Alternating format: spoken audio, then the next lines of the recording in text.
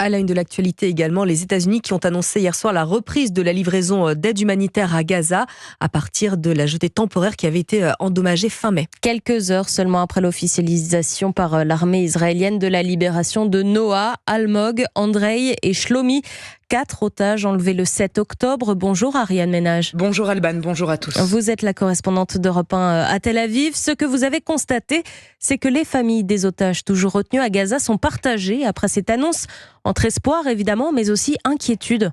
Oui, le retour des 4 désormais ex-otages a été véritablement célébré dans tout le pays. À Tel Aviv hier soir, sur la place des otages, les images de leurs retrouvailles avec leurs familles étaient projetées sous les applaudissements de la foule. Croisés dans le rassemblement, Dani est le père d'Omri Miran, otage à Gaza.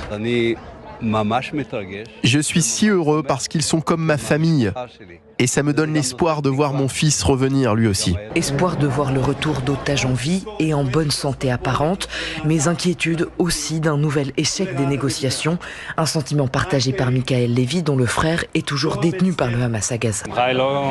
Notre joie n'est pas entière. Il y a encore 120 otages là-bas. Il est évident qu'on ne pourra pas tous les sauver par une opération militaire. Le seul moyen de faire revenir tous les otages, c'est un accord. Hier soir, des manifestations pour un accord de libération et de cessez-le-feu ont eu lieu un peu partout à travers le pays. À Tel Aviv, elles se sont conclues par des affrontements avec la police et une trentaine d'arrestations. Ariane Ménage, correspondante d'Europe 1 en Israël.